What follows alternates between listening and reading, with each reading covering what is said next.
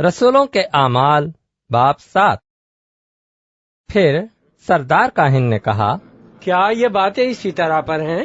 اس نے کہا، اے بھائیوں اور بزرگوں سنو، خدائے ذوالجلال ہمارے باپ ابراہم پر اس وقت ظاہر ہوا جب وہ ہاران میں بسنے سے پیشتر مسوپوتامیہ میں تھا، اور اس سے کہا کہ اپنے ملک اور اپنے کنبے سے نکل کر اس ملک میں چلا جا جسے میں تجھے دکھاؤں گا۔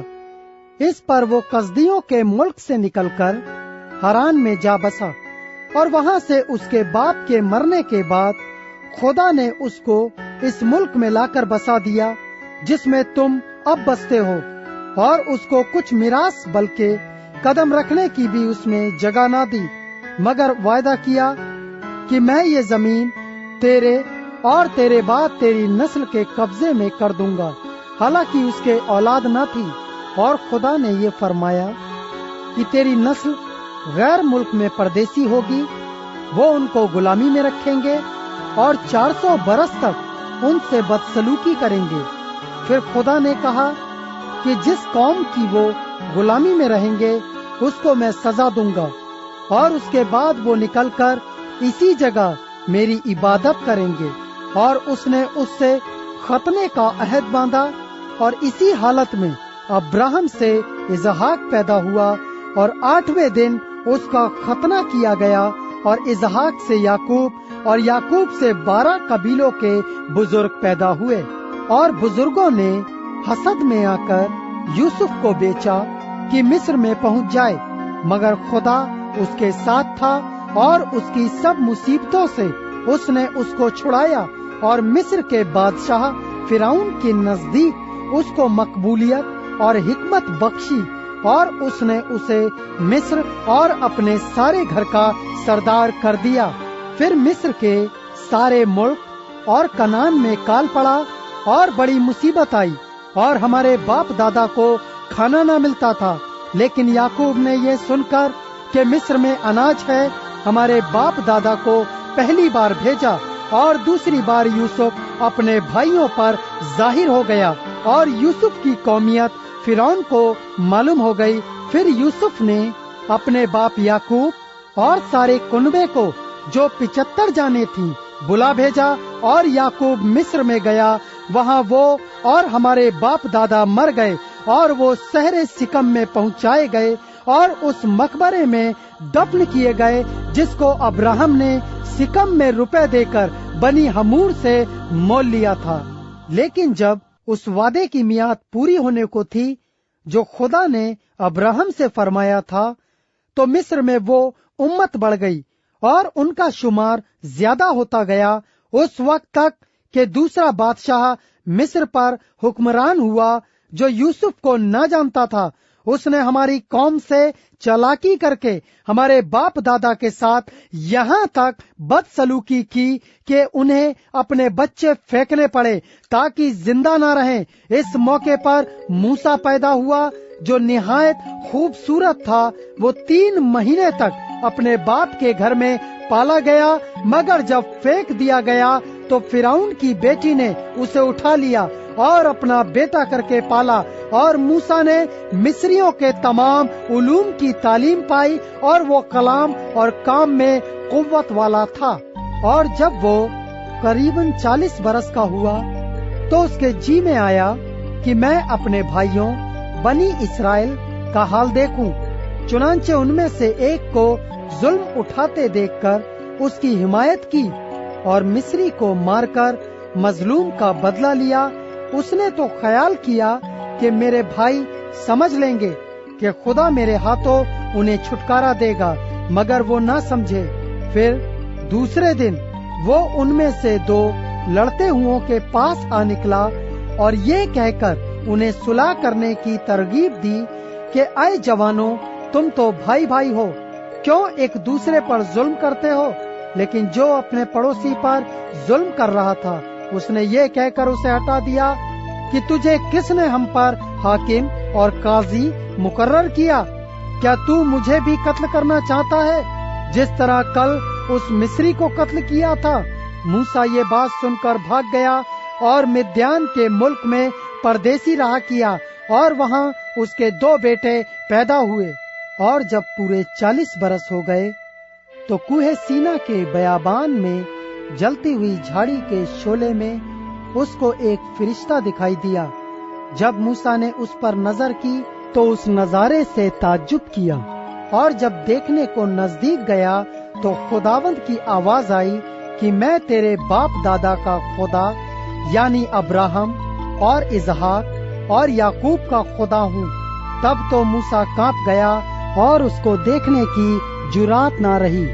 خداوند نے اس سے کہا کہ اپنے پاؤں سے جوتی اتار لے، کیونکہ جس جگہ پر تو کھڑا ہے وہ پاک زمین ہے۔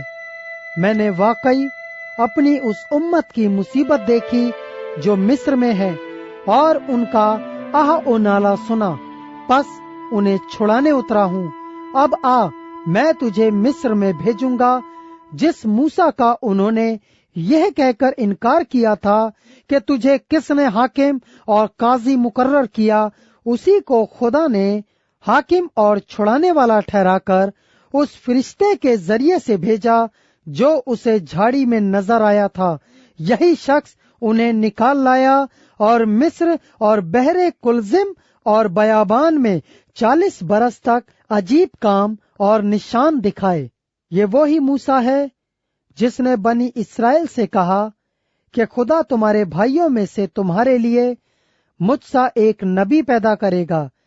یہ وہی ہے جو بیابان کی کلیسیا میں اس فرشتے کے ساتھ جو کوہ سینا پر اس سے ہم کلام ہوا اور ہمارے باپ دادا کے ساتھ تھا، اسی کو زندہ کلام ملا کہ ہم تک پہنچا دے، مگر ہمارے باپ دادا نے اس کے فرما بردار ہونا نہ چاہا، بلکہ اس کو ہٹا دیا، اور ان کے دل مصر کی طرف مائل ہوئے، اور انہوں نے ہارون سے کہا کہ ہمارے لیے ایسے معبود بنا جو ہمارے آگے آگے چلیں، کیونکہ یہ موسیٰ جو ہمیں ملک مصر سے نکال لایا، ہم نہیں جانتے کہ اسے کیا ہوا۔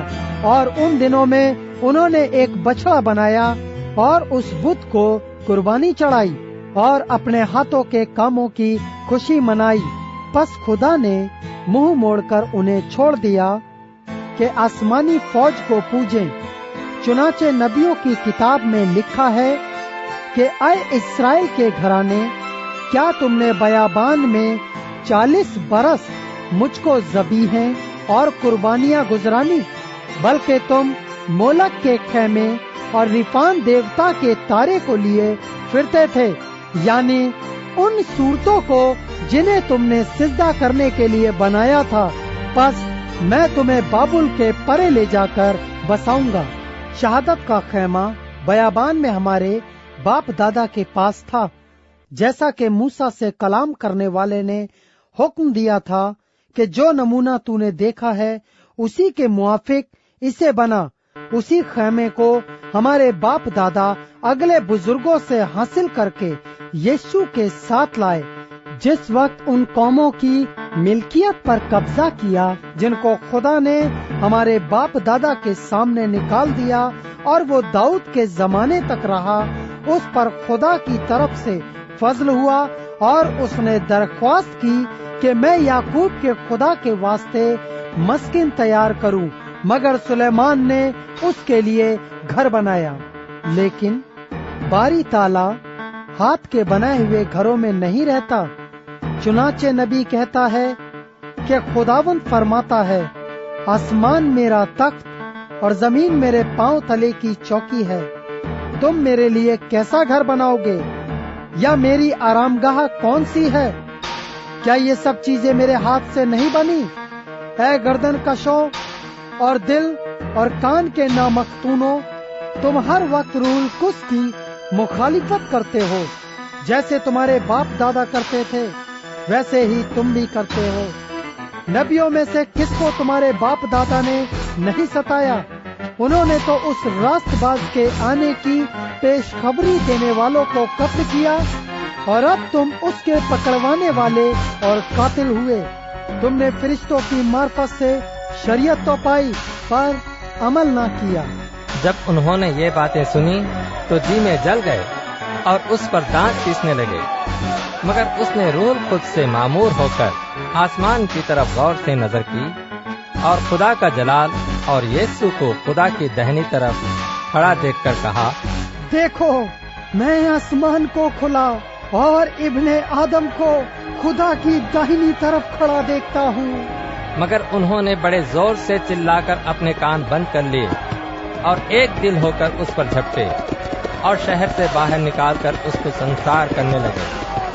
और गवाहों ने अपने कपड़े साउल नाम एक जवान के पाँव के पास रख दिए।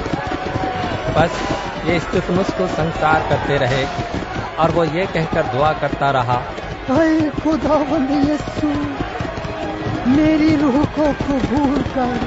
फिर उसने घुटने टेककर बड़ी आवाज से पुकारा, ऐ खुदावंद, ये गुनाह इनके जिम्मे ना लगा। और यह कहकर सो गया।